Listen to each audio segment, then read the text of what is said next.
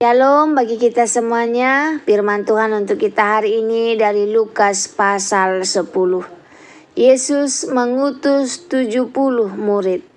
Kemudian daripada itu Tuhan menunjuk 70 murid yang lain, lalu mengutus mereka berdua-dua mendahulinya ke setiap kota dan tempat yang hendak dikunjunginya. Katanya kepada mereka, "Tuayan memang banyak tetapi pekerja sedikit. Karena itu mintalah kepada Tuhan yang mempunyai tuayan, supaya ia mengirimkan pekerja-pekerja untuk tuayan itu. Pergilah, sesungguhnya aku mengutus kamu seperti anak domba ke tengah-tengah serigala. Janganlah membawa pundi-pundi atau bekal atau kasut, dan janganlah memberi salam kepada siapapun selama dalam perjalanan. Kalau kamu memasuki suatu rumah, katakanlah lebih dahulu, 'Damai sejahtera bagi rumah ini.' Dan jikalau di situ ada orang yang layak menerima damai sejahtera, maka salammu itu akan tinggal atasnya. Tetapi jika tidak, salammu itu kembali kepadamu. Tinggallah dalam rumah itu, makan dan minumlah apa yang diberikan orang kepadamu, sebab seorang pekerja patut mendapat upahnya. Janganlah berpindah-pindah rumah. Dan jikalau kamu masuk ke dalam suatu kota dan kamu diterima di situ, makanlah apa yang dihidangkan kepadamu, dan sembuhkanlah orang-orang sakit yang ada di situ, dan katakanlah kepada mereka, kerajaan Allah sudah dekat padamu. Tetapi jikalau kamu masuk ke dalam sebuah kota dan kamu tidak diterima di situ, pergilah ke jalan-jalan raya kota itu dan serukanlah, 'Juga debu kotamu yang melekat pada kaki kami kebaskan di depanmu. Tetapi ketahuilah ini, kerajaan Allah sudah dekat. Aku berkata kepadamu, pada hari itu Sodom akan lebih ringan tanggungannya daripada kota itu.'" Yesus mengecam beberapa kota. "Celakalah engkau Korazim, celakalah engkau Betsaida, karena jika di Tirus dan di Sidon terjadi mujizat-mujizat yang telah terjadi di tengah-tengah kamu, sudah lama mereka bertobat dan berkabung. Akan tetapi pada waktu penghakiman, tanggungan Tirus dan Sidon akan lebih ringan daripada tanggunganmu. Dan engkau, Kapernaum, apakah engkau akan dinaiki sampai ke langit? Tidak, engkau akan diturunkan sampai ke dunia orang mati. Barang siapa mendengarkan kamu, ia mendengarkan aku. Dan barang siapa menolak kamu, ia menolak aku. Dan barang siapa menolak aku, ia menolak dia yang mengutus aku." Kembalinya ke 70 murid. Kemudian ke-70 murid itu kembali dengan gembira dan berkata, "Tuhan, juga setan-setan takluk kepada kami demi nama-Mu." Lalu kata Yesus kepada mereka, "Aku melihat iblis jatuh seperti kilat dari langit.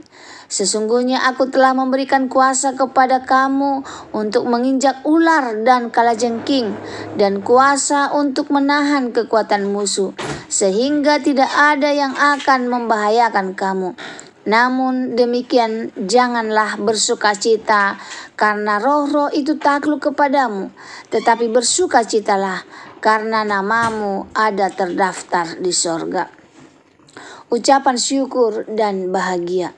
Pada waktu itu juga bergembiralah Yesus dalam Roh Kudus dan berkata, "Aku bersyukur kepadamu Bapa, Tuhan langit dan bumi, karena semuanya itu Engkau sembunyikan bagi orang bijak dan orang pandai, tetapi Engkau nyatakan kepada orang kecil, ya Bapa. Itulah yang berkenan kepadamu. Semua telah diserahkan kepadaku oleh Bapakku, dan tidak ada seorang pun yang tahu siapakah anak selain Bapa, dan siapakah Bapa selain anak, dan orang yang kepadanya anak itu berkenan menyatakan hal itu."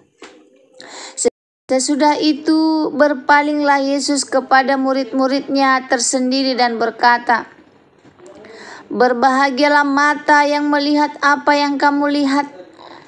Sesudah itu berpalinglah Yesus kepada murid-muridnya tersendiri dan berkata, Berbahagialah mata yang melihat apa yang kamu lihat.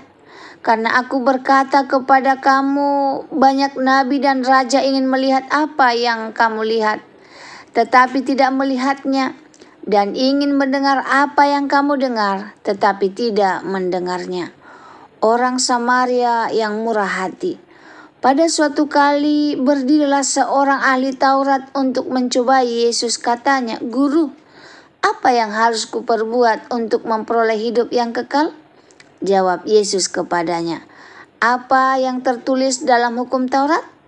Apa yang kau baca di sana?" Jawab orang itu, "Kasihilah Tuhan Allahmu dengan segenap hatimu, dan dengan segenap jiwamu, dan dengan segenap kekuatanmu, dan dengan segenap akal budimu. Dan kasihilah sesamamu manusia seperti dirimu sendiri." Kata Yesus kepadanya, "Jawabanmu itu benar. Perbuatlah demikian, maka engkau akan hidup." Tetapi untuk membenarkan dirinya, orang itu berkata kepada Yesus, "Dan siapakah sesamaku manusia?" Jawab Yesus, "Adalah seorang yang turun dari Yerusalem ke Yeriko. Ia jatuh ke tangan penyamun-penyamun yang bukan saja merampoknya habis-habisan, tetapi yang juga memukulnya, dan yang sesudah itu pergi meninggalkannya setengah mati. Kebetulan ada seorang imam turun melalui jalan itu. Ia melihat orang itu, tetapi ia melewatinya dari seberang jalan. Demikian juga seorang Lewi datang ke tempat itu. Ketika ia melihat orang itu, ia melewatinya dari seberang jalan. Lalu datanglah seorang Samaria yang sedang dalam perjalanan ke tempat itu. Dan ketika ia melihat orang itu, tergeraklah hatinya oleh belas kasihan. Ia pergi kepadanya lalu membalut luka-lukanya. Sesudah ia menyiraminya dengan minyak dan anggur, kemudian ia menaikkan orang itu ke atas keledai tunggangannya sendiri, lalu membawanya ke tempat penginapan dan merawatnya. Keesokan harinya ia menyerahkan 2 dinar kepada pemilik penginapan itu. Katanya, "Rawatlah dia, dan jika kau belanjakan lebih dari ini, aku akan menggantinya waktu aku kembali." Siapakah di antara ketiga orang ini menurut pendapatmu adalah sesama manusia dari orang yang jatuh ke tangan penyamun itu? Jawab orang itu, "Orang yang telah menunjukkan belas kasihan kepadanya." Kata Yesus kepadanya, "Pergilah dan perbuatlah demikian." Maria dan Marta. Ketika Yesus dan murid-muridnya dalam perjalanan, tibalah ia di sebuah kampung. Seorang perempuan yang bernama Maria menerima dia di rumahnya. Perempuan itu mempunyai seorang saudara yang bernama Maria. Maria ini duduk dekat kaki Tuhan dan terus mendengarkan perkataannya. Sedangkan Marta sibuk sekali melayani. Ia mendekati Yesus dan berkata, "Tuhan, tidakkah engkau peduli bahwa saudaraku membiarkan aku melayani seorang diri? Sulah dia membantu aku."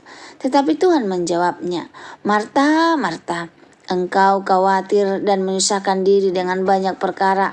Tetapi hanya satu saja yang perlu. Maria telah memilih bagian yang terbaik, yang tidak akan diambil daripadanya."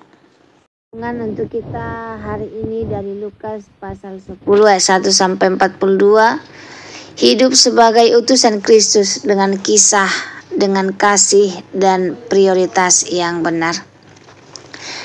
Shalom saudaraku yang dikasihi Tuhan. Setiap orang percaya bukan hanya dipanggil untuk diselamatkan, tetapi juga untuk diutus. Lukas 10 menunjukkan kepada kita bagaimana Yesus mengutus murid-muridnya, bagaimana mereka diperlengkapi, bagaimana mereka belajar tentang kasih yang sejati, dan bagaimana mereka diajar untuk memilih prioritas hidup yang benar.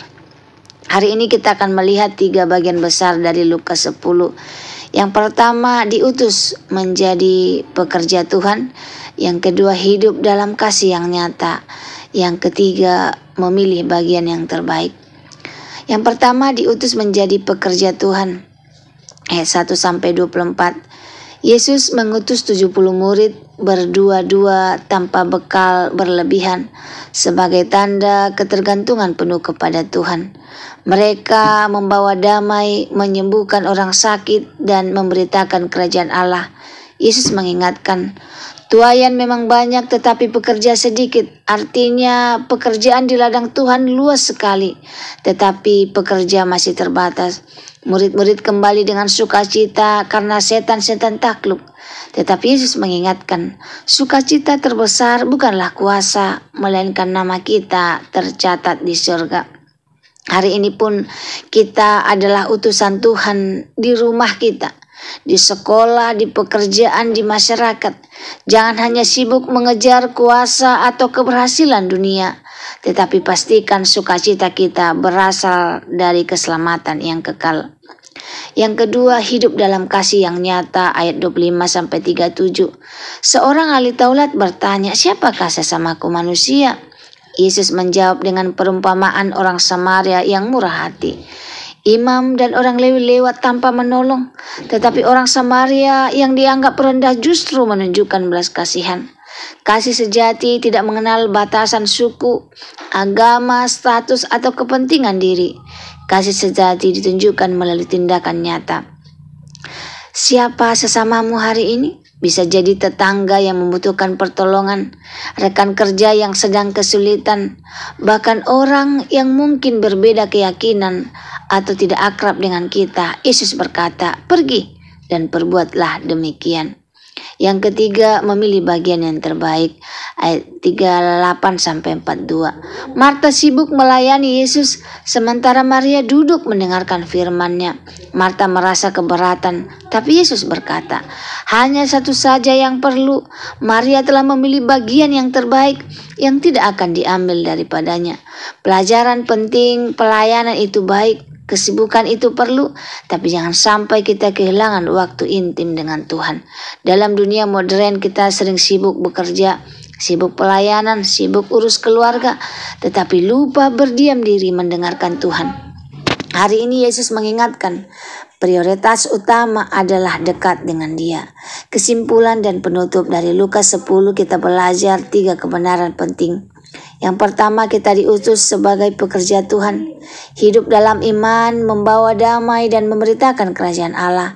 Yang kedua, kita dipanggil untuk mengasihi sesama, bukan dengan teori tetapi dengan tindakan nyata. Yang ketiga, kita diajar untuk memilih bagian yang terbaik, duduk dekat Yesus, mendengarkan firman-Nya, dan membangun hubungan pribadi dengannya. Semoga firman Tuhan hari ini menjadi berkat bagi kita. Terima kasih. Tuhan Yesus memberkati. Shalom.